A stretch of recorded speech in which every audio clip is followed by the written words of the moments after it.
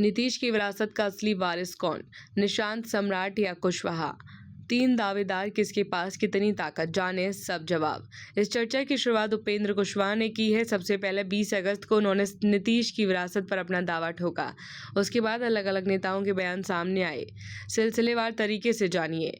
20 अगस्त को राजगीर में राष्ट्रीय लोक मोर्चा के विमर्श शिविर को अध्यक्ष उपेंद्र कुशवाहा ने संबोधित किया।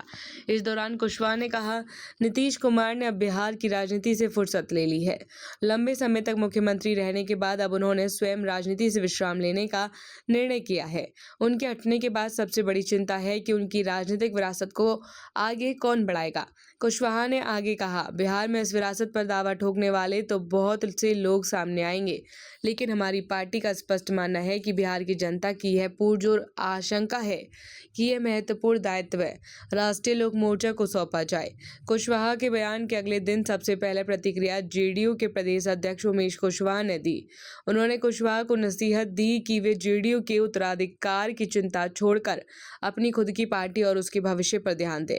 22 अगस्त को बिहार सरकार में मंत्री और जेडीयू नेता मदन सहनी ने कहा कि यह उनकी व्यक्तिगत इच्छा हो सकती है। जेडीयू में नेतृत्व और राजनीतिक विरासत को आगे बढ़ाने के लिए सक्षम नेताओं की कोई कमी नहीं है। सहनी ने कहा, नीतीश कुमार की राजनीतिक विरासत को संभालने की क्षमता उनके पुत्र निशांत कुमार में है और पार्टी के कार्यकारी अध्यक्ष संजय झा, विजय चौधरी समेत सभी सीनियर नेता इस रुख पर स्पष्ट हैं। जेडीयू को किसी बाहरी दल के नेता की जरूरत नहीं है। जेडीयू नेताओं की तीखी प्रतिक्रिया के बाद 23 अगस्त को उपेंद्र कुशवाहा ने सफाई दी। उन्होंने कहा, विरासत का अर्थ केवल किसी एक व्यक्ति या राजनीतिक दल का दावा नहीं होता, बल्कि किसी नेता के विचारों और कार्यों को आगे बढ़ाना ही असली विरासत है। उन्होंने जननायक कर्पूरी ठाकुर का उदाहरण देते हुए कहा, अलग अलग दल उनके विचारों पर दावा करते हैं, इसमें कोई विरोधाभास नहीं है।